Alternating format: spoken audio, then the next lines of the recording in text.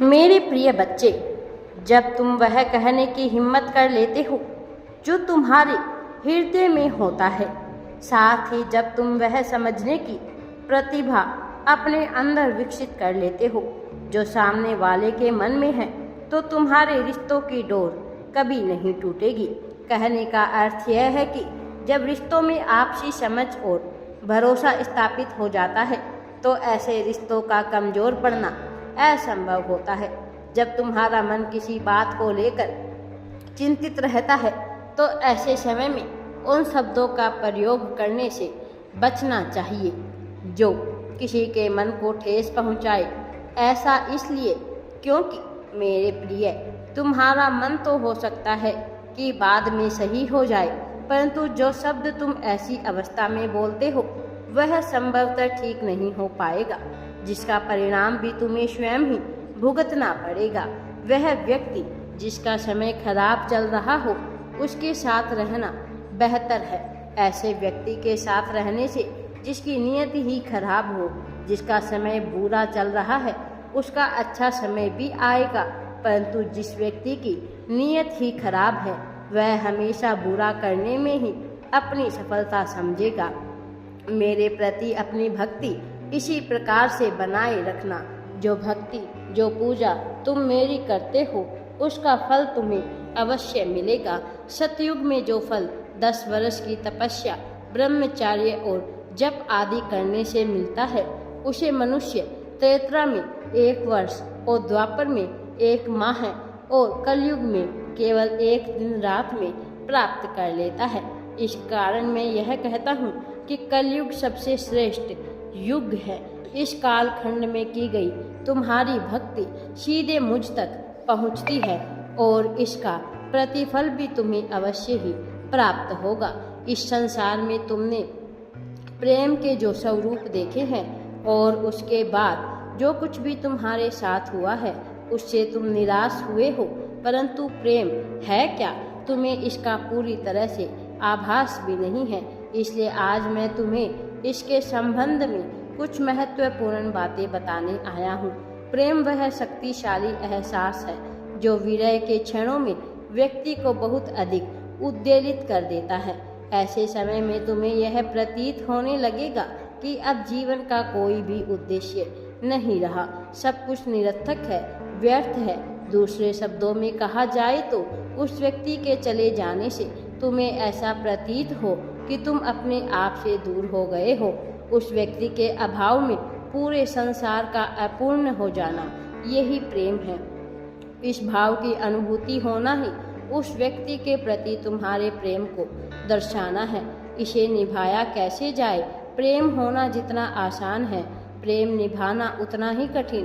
प्रेम में एक व्यक्ति दूसरे पर अपना अधिकार व्यक्त करता है और दूसरा व्यक्ति उस अधिकार को स्वीकार भी करता है। अधिकार के साथ ही तुम्हें अपने दायित्व का भी निर्वाह करना होता है। इसका सबसे बड़ा दायित्व यह है कि तुम्हें सामने वाले की प्रसन्नता को सबसे ऊपर रखना है। उसकी प्रसन्नता में ही तुम्हारी प्रसन्नता हो, उतने ही मन से तुम प्रसन्नचित हो जाओ। जब वह व्यक्ति खुश हो, आनंद से भर उठो, तो वही प्रेम है। यहाँ तक कि यदि सामने वाला तुमसे अलग होने में भी हो, तो उसे भी उतने ही आनंद के स्वीकार का भाव जब तुम्हारे भीतर उत्पन्न हो जाए, तो समझे तुम्हारा प्रेम पूर्णतः सफल हो गया है। वह प्रेम संपूर्ण हो गया। यह प्रेम तुम्हारा किसी व्यक्ति के प्रति भी हो सकता है, मेरे प्रति भी हो सकता है, परिवार के प्रति भी हो सकता है। मैंने तुम्हें ये जीवन मात्र तुम्हारे शरीर की आवश्यकताओं की पूर्ति के लिए नहीं दिया है। ये जीवन तुम्हें मेरे कार्यों की पूर्ति के लिए मिला है। दूसरे प्राणियों के लिए प्रेम, वात्सल्य और आत्मीयता का स्रोत हो जाने के लिए मिला है। मेरी भक्ति तुम्हें तुम्हारे लक्ष्य की ओर स्वतः ही मोड़ देगी। तुम जो भी करोगे वह तुम्हारा नहीं, अपितु मेरा ही कार्य हो जाएगा। जिस भी कार्य की पूर्ति हेतु तुम्हें ये जीवन मिला है, बेहतर है कि उसे जानो और अधूरा छोड़ने के स्थान पर पूरा करो। दोबारा शुरू करने से बेहतर है इस बार ही पूरा कर लो। मुझसे जुड़ने और जानने में कभी भी भयभीत मत हो जाओ। मुझसे बातें करो जैसे तुम अपनी माँ से करते हो, जैसे तुम अपने पिता से करते हो, जैसे तुम अपने मित्र से करते हो। मेरा उत्तर भी तुम्हें उसी प्रकार से स्वतः मिलता चला जाएगा। इस धरती पर अथवा तुम्हारे जीवन में जो भी उथल पुथल मची रहती है उसका कारण मैं नहीं हूँ। मैंने तो मनुष्य को बुद्धि दी है। तुम जैसा चाहो सोच सकते हो, जो चाहो कर सकते हो। ये तो तुम्हारे सत्कर्म और दुष्कर्म ही हैं जो तुम्हारा भाग्य निर्धारित करते हैं। जो लोग तुम्हें आज बुरा करके भी आनंद में प्रतीत हो रहे हैं, उनका भाग्य भी निर्धारित है। अपने कर्मों के फल से इस सृष्टि में कोई जीव नहीं बच सकता है। तुम्हारे भीतर असीम संभावनाएं हैं। अपना विश्वास मुझ में इसी प्रकार बनाए रखो। जब तुम इस संसार को ही सब कुछ मानकर बैठ जाते हो, मेरे प्रिय, इसे ही अपनी उत्पत्ति और अंत मान लेते हो, तो तुम्हारी शक्तियाँ और सामर्थ्य भी इस संसार की भांति सीमित और नश्वर हो जाता है। यथार्थ इससे भिन्न है। जब तक तुम स्वयं को इस संसार की उलझनों में उलझाए रखोगे, तब तक तुम्हारा जीवन उलझा ही रहेगा। इसके विपरीत यदि तुम स्वयं को अनंत ब्रह्मा अर्थात मेरे अंश के रूप में स्वीकार करोगे, इस बात को अपने अंतर मन में बिठा लोगे, तो इस संसार की भांति तुम नश्वर नहीं रह जाओगे।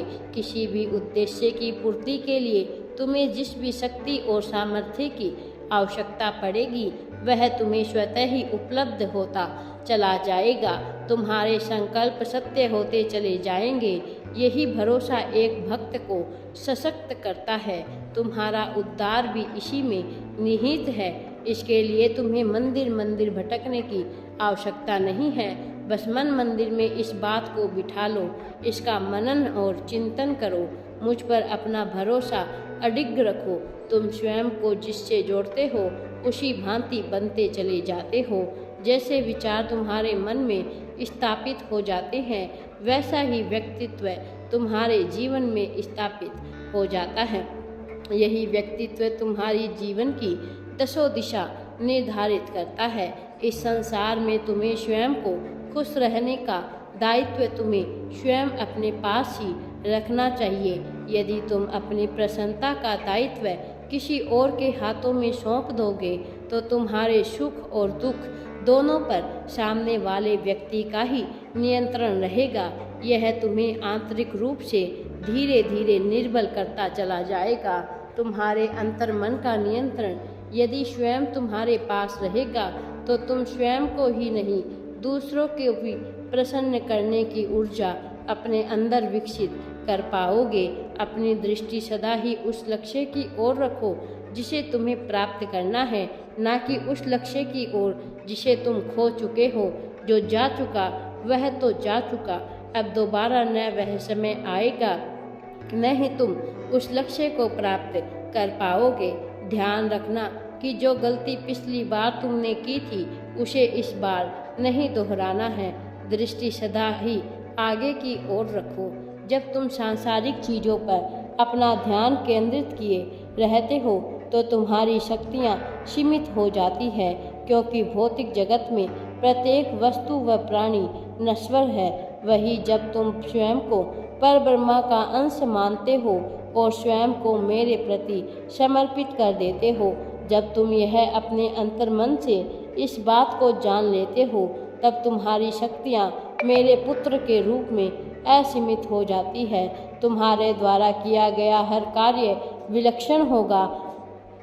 तुम्हें जिस भी लक्ष्य को प्राप्त करने के लिए जो भी सामर्थ्य और शक्ति चाहिए होगी, वह अपने आप उपलब्ध होती चली जाएगी।